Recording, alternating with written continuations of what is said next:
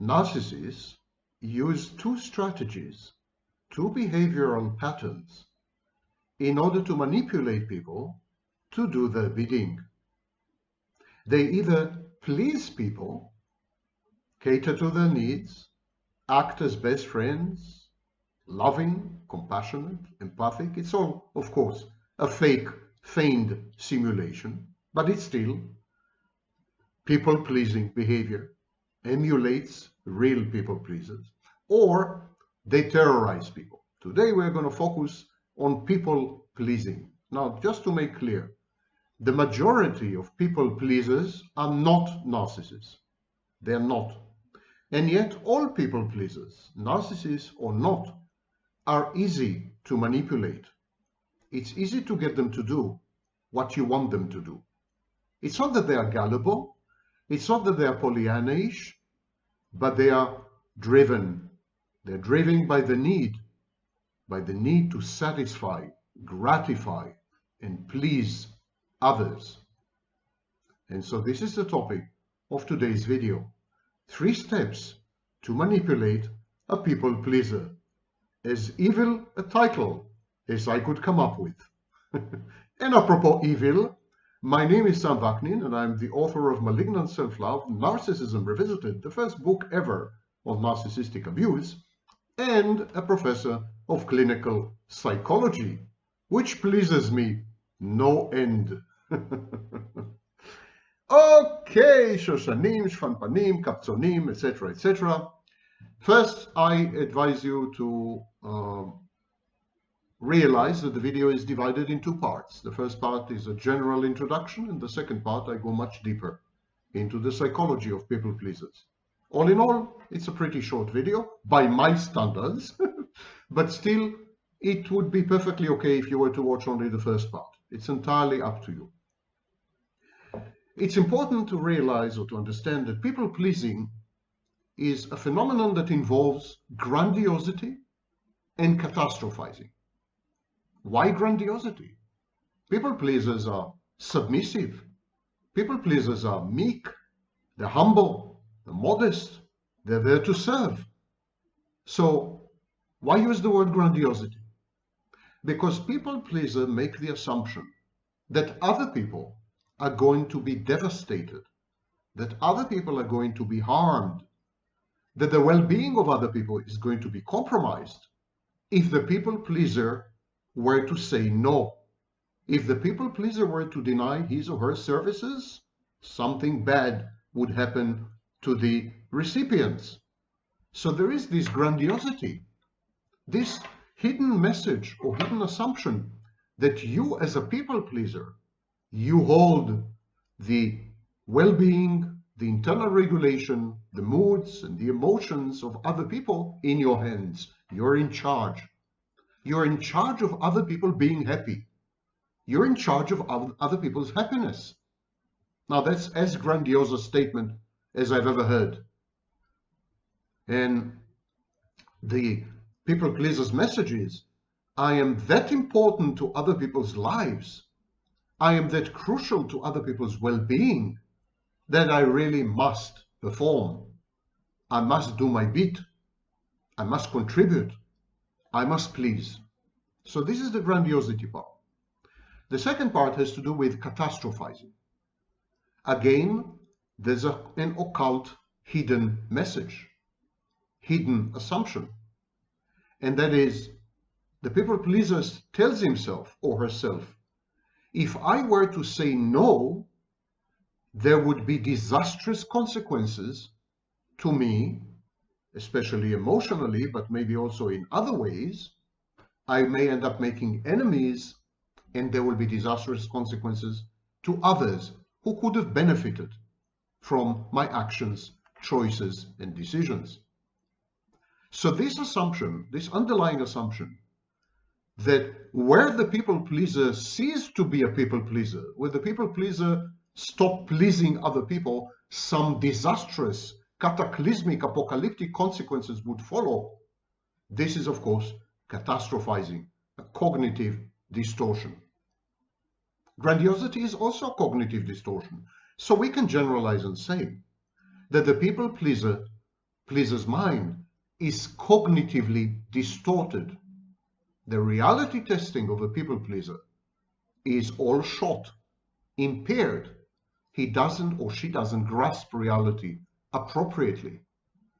The people pleaser grasps reality or perceives reality in a way that elevates the people pleaser into a position of power on the one hand, and by doing so renders the people pleaser responsible for other people's happiness, other people's well-being, other people's gratification, and other people's accomplishments.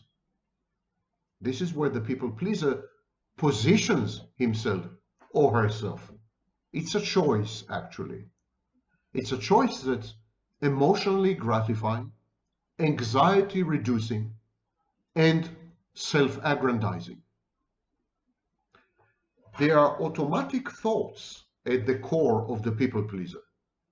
People pleasing involves what is known in cognitive behavior therapy as ants, automatic thoughts, not necessarily negative. Most people pleasers have been parentified as children. When they were young, they were forced to act in the role of a parent, even to their own parents.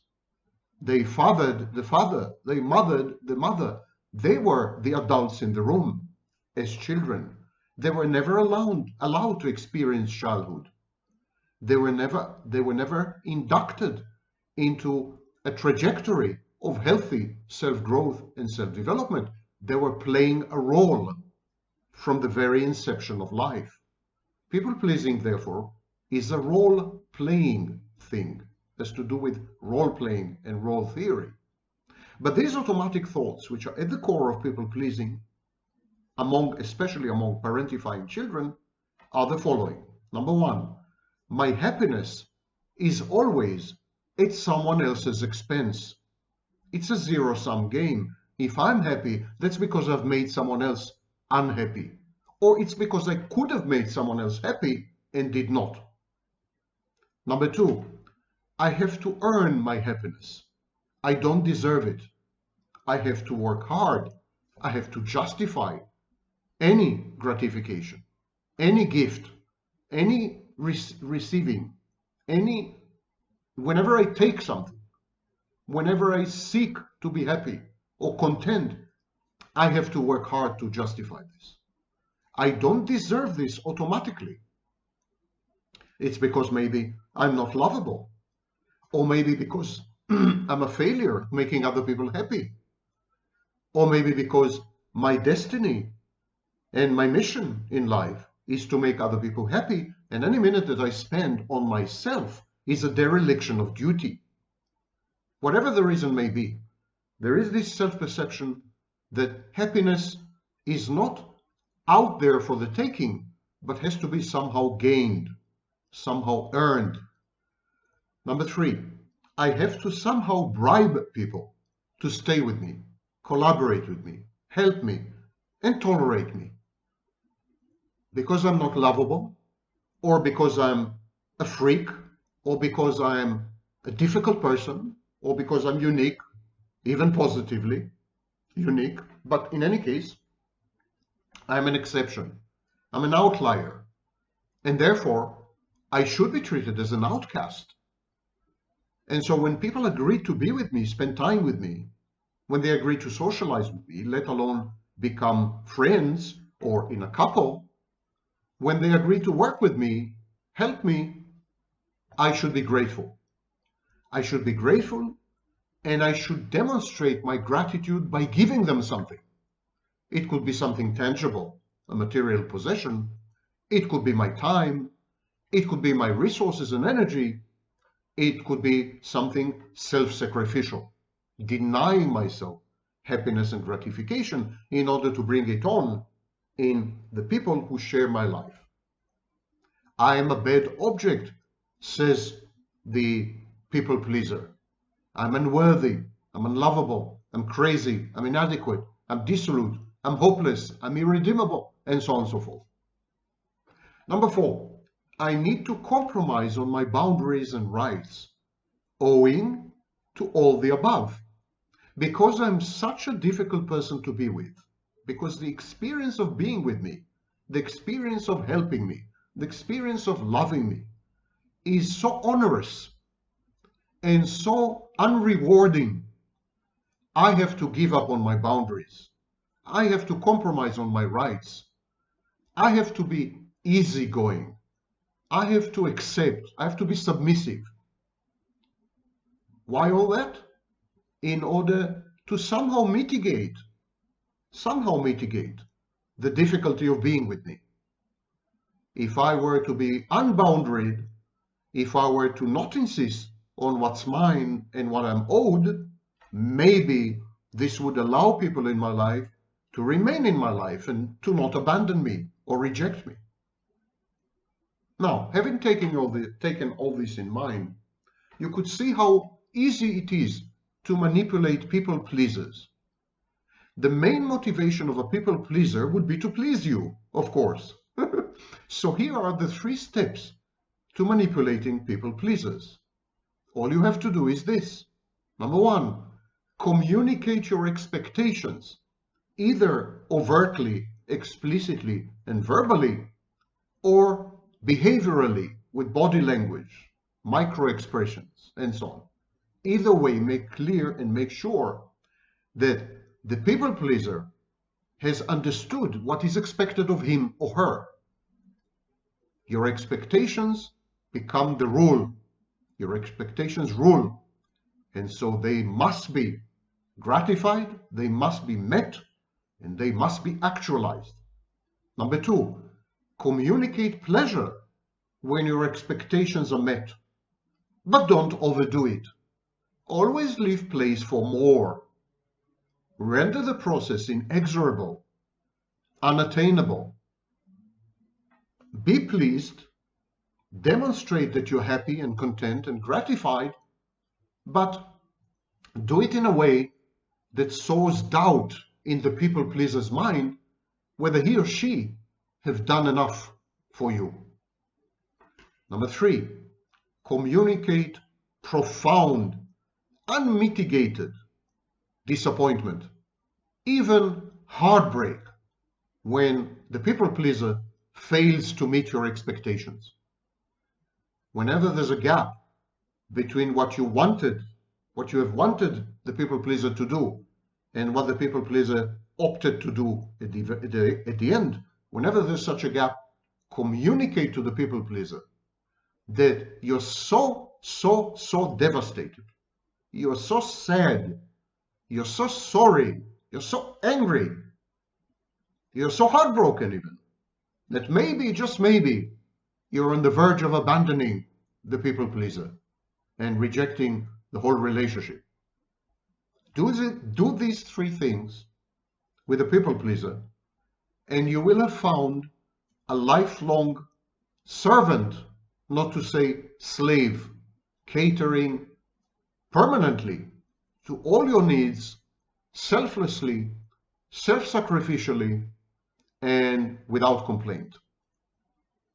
That is the popular part. Now, on to the psychodynamics and psychology of people pleasers a little more in depth.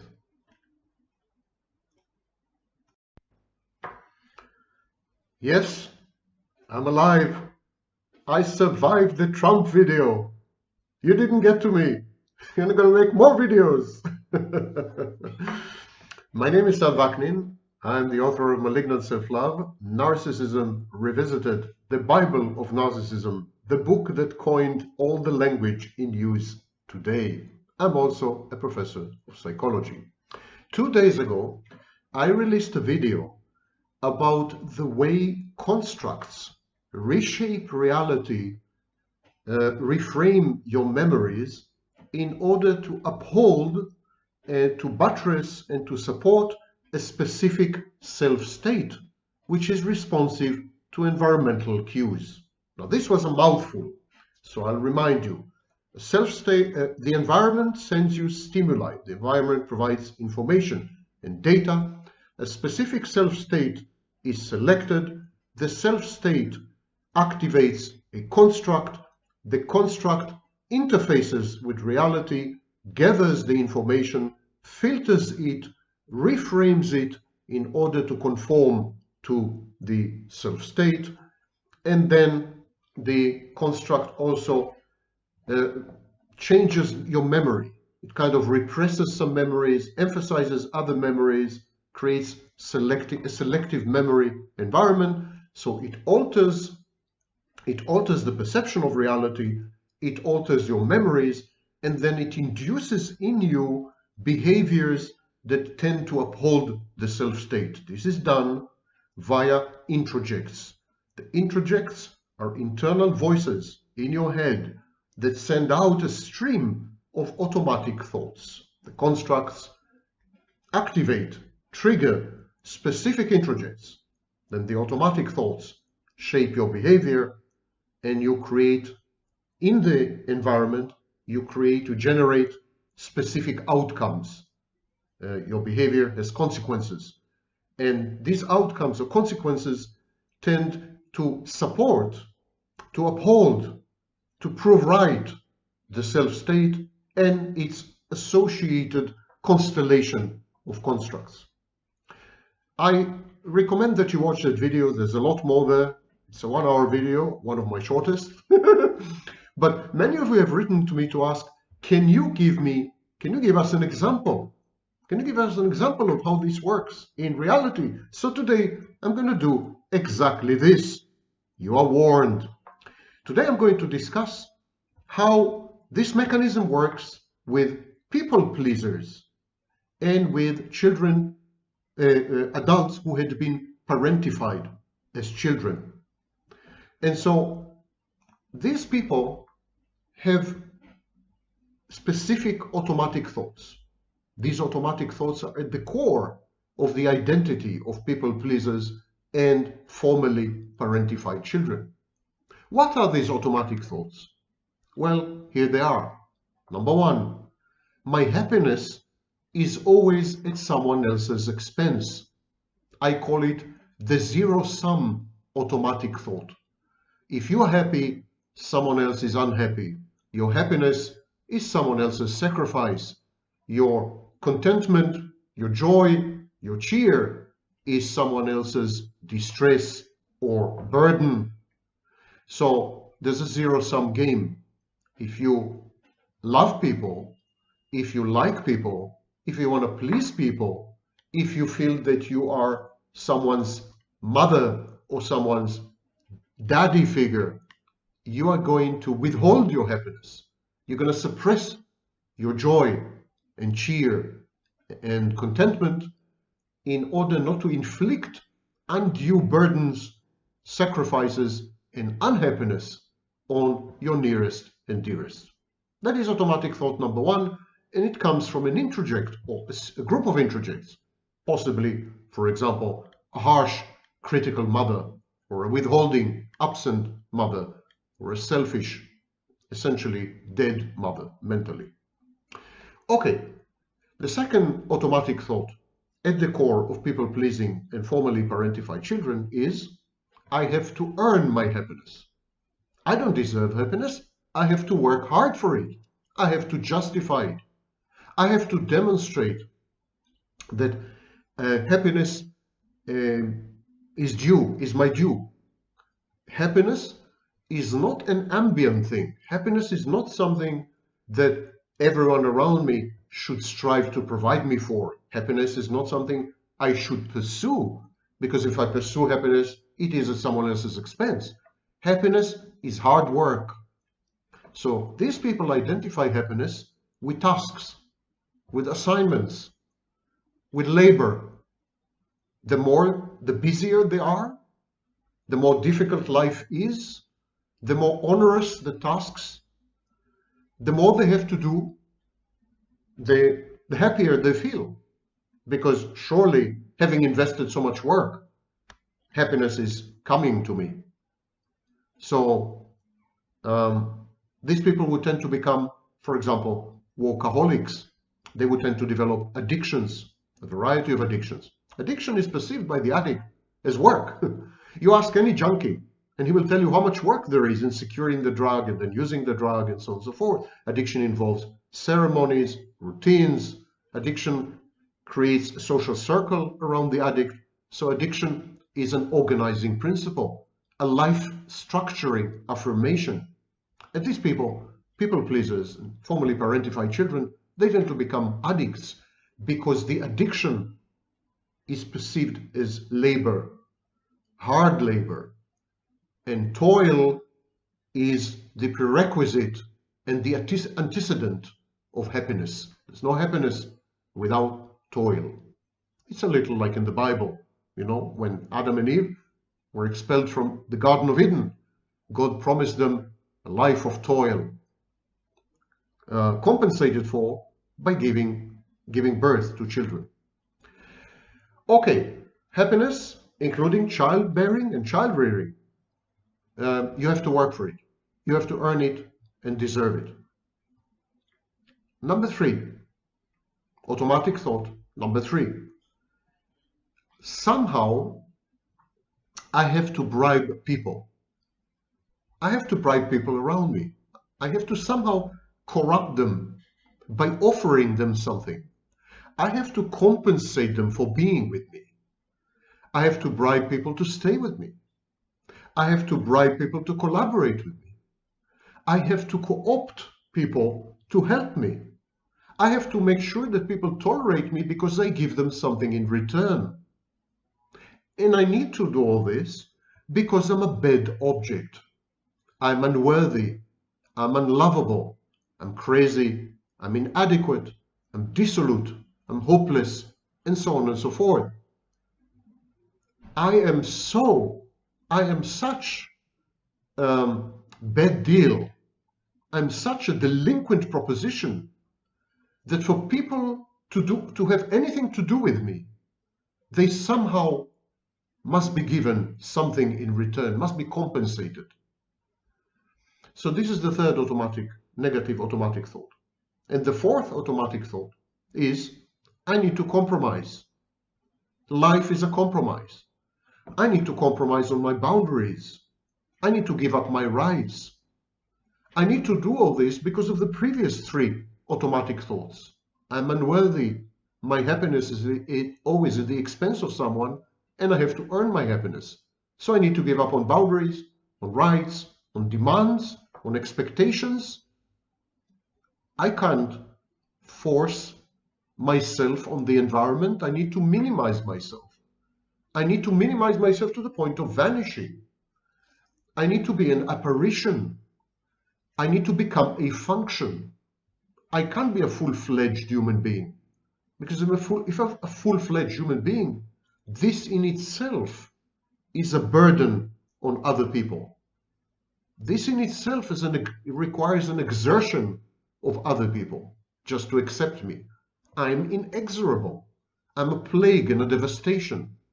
I need to keep myself hidden, occult in a way.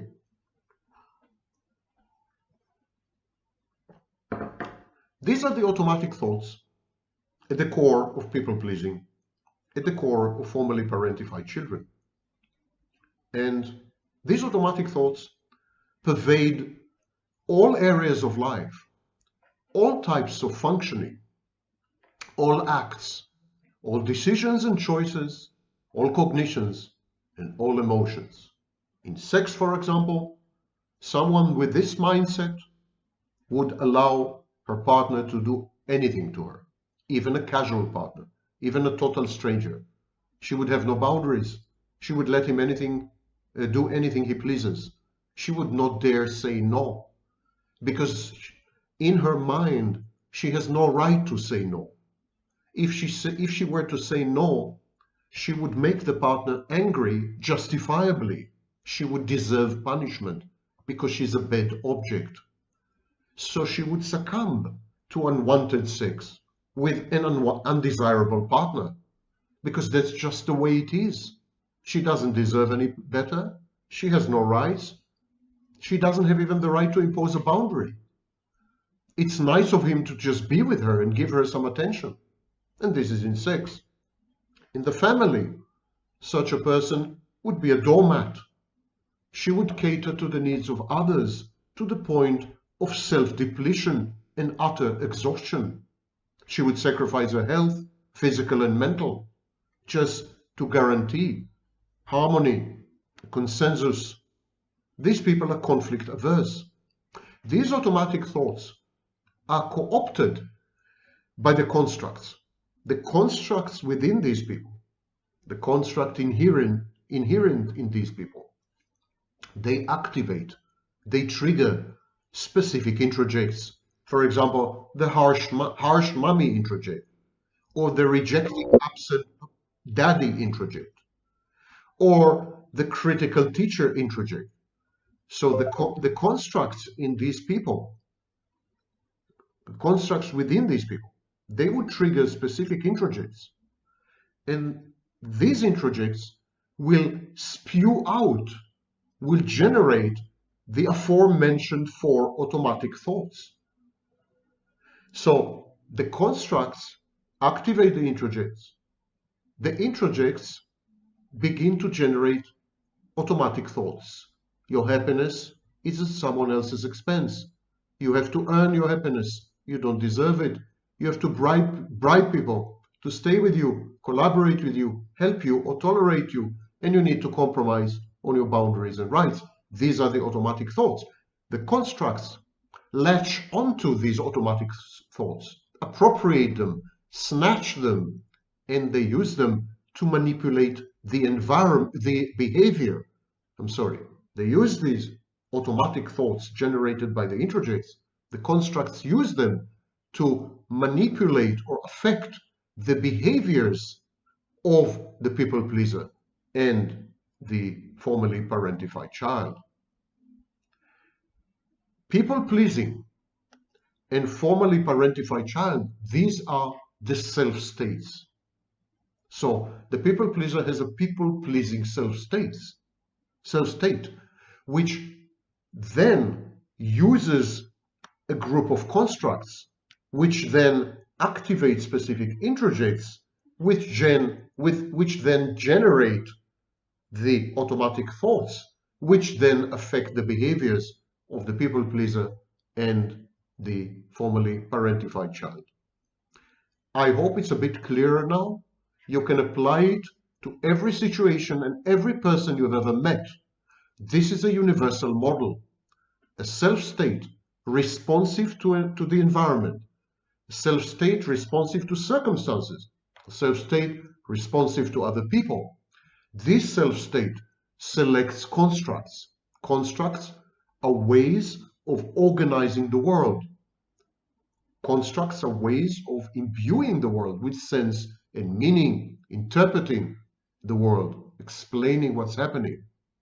So the constructs falsify memory, reframe memory, and they also suppress lots of information that conflicts with the self-state, challenges the self-state, will be filtered out. The construct is like a membrane. And then these constructs would affect your behavior, affect the behavior of these people to conform to the self-state. They do this by activating introjects and flooding the subject, flooding the person with automatic thoughts. Automatic thoughts affect behavior, behavior affects reality, reality conforms to the self-state, everyone is happy, there's no dissonance, no conflict, no anxiety. This is how things work. So next time you come across a people pleaser, next time you come across a promiscuous person who can't say no, next time you come across someone who has been parentified as a child and insists on being your mother or your father because that's the only thing they know how to do. Next time you come across these people, realize that these are self-states. They have other self-states. When they are in the people-pleasing self-state, the promiscuous never say no self-state, the parentifying self-state, when they are in these self-states, they have specific constructs inside that activate specific introjects, that flood them with automatic thoughts that they cannot resist.